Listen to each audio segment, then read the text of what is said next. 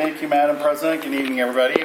Buenas tardes a todos. Our school program registration night on Thursday was a great start to Choice Week in Littleton.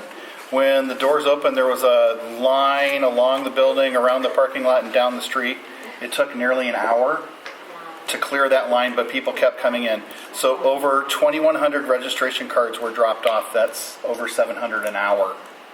And even with the wait, the mood was overwhelmingly positive. Our staff did a great job representing Littleton's very best.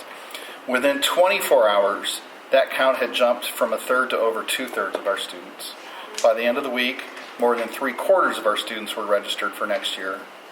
Our registration period remains open through the rest of this week, and then we'll begin to inform families of their placements. Some of that depends on board action tonight. I want to address one of our biggest challenges as a community school district, and that's hiring and retaining high-quality teachers. Recently, 84 of Arizona's 200-plus school districts participated in a school personnel administrative survey on teacher vacancies and found over 1,200 teacher vacancies as of December 2015, with little or no job candidate pool available from which we might hire anyone. Economic data from the NEA and Payscale.com explain part of the reason. Payscale.com examined early to mid-career earnings of college graduates. Petroleum engineers are the highest, starting at $101,000 and growing to $168,000 by mid-career. You'll like this. Actuarial mathematicians were third, starting at $68,000 and growing to $121,000.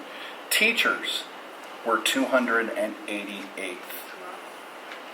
Secondaries were 248th, elementaries 312th, starting at $38,000 and growing to $56,000 mid-career. Now, Arizona salaries are actually less than that. According to data compiled by NEA, Arizona is 49th in teacher salary and in teacher-to-pupil ratios, and we are dead last in per-pupil spending. You might be interested to know that Payscale.com puts an average mid-career earnings for baccalaureates from the U of A, ASU, and NAU at 85,800, 83,600, and 69,600 respectively. Teachers are well below those averages. And funding is clearly a factor. So if we look back 10 years, we find in Arizona in 2007, the per pupil funding for the state was $4,638. That's the high point in 10 years. The low was 2010 at only $35,080. So where are we currently? For fiscal year 2016, the estimated per pupil state funding is about $4,242. That's below 2007. Even further below the inflation-adjusted per pupil amount of only $40,030 for that year. Since the legislature began cutting per pupil funding to public schools in 2009, the Littleton districts lost approximately $24 million in funding to kindergarten cuts, capital cuts, and inflation reductions.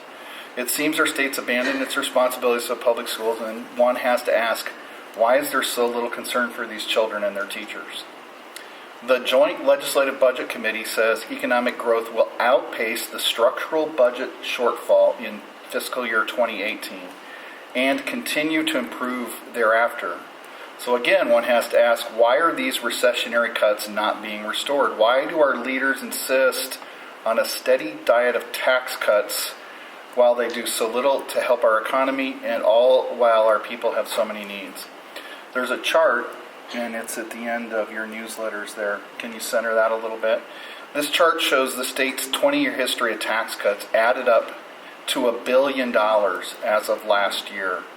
But most of these cuts went to people and companies already making the most money. Well, I think I've painted a pretty clear picture of the challenges of recruiting and retaining teachers. It's hard to influence the state budget from our little corner of the West Valley.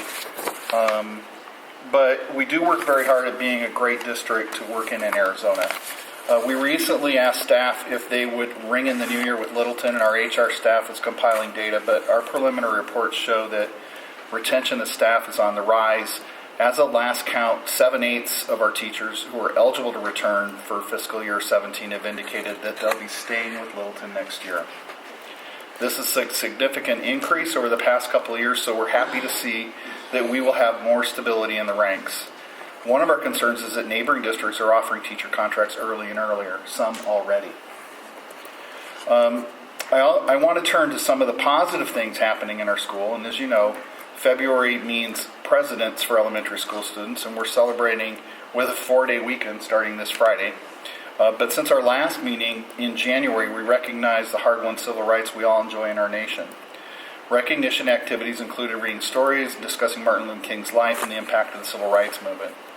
At Estrella Vista and Littleton Elementary, students viewed and discussed Martin Luther King's powerful I Have a Dream speech. Estrella Vista students wrote about their dream for themselves and their families. Littleton students wrote about how that speech changed the world and about civil rights.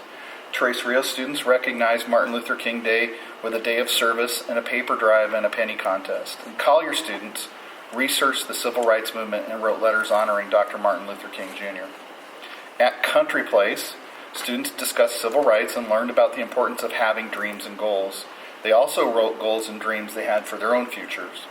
Quentin students read stories about Dr. King, responded to writing prompts, and in the upper grades they watched the film Selma and wrote about experiences of inequality that they saw in the film.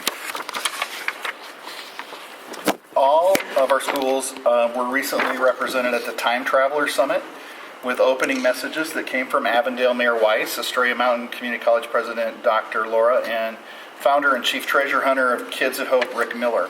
The students learned about overcoming obstacles and believing in themselves. They participated in a Truality presentation and also broke into sessions for each kid for the Kids at Hope destinations. If you're new to those, that's home and family, education and career, hobbies and recreation, community and service. Every child has a destination in each of those 4 areas, and they completed some time traveling activities. Our district spelling bee was held in January on the 19th, and the first place winner was Ashley Hernandez, 8th grader from Collier Elementary, whose winning word was spherical. Second place was won by Colton Daly, an 8th grader from Estrella Vista. There were 21 total rounds. Both students will now compete in the West Side Impact Region 5 Spelling Bee, which will be held on the 20th of February at Yonker High School in Buckeye. Both students have the opportunity to compete against students from other West Valley school districts. I also want to thank Mrs. Nielsen for representing the board at the event. Boys and girls soccer season is currently underway, and we're holding all soccer games at Collier and Littleton campuses this season. 4 new goals were purchased from Gopher Sports to make our new fields up to standard. The season began smoothly with students competing at a high level, displaying great sportsmanship on the field, which shows signs that this will continue to be an excellent athletic season. In closing, I'd like to express our appreciation to Daniel Hernandez for books donated to the Collier Library, to Irvin Acuna for toys donated to Country Place for awards and prizes, and that's all I have this evening.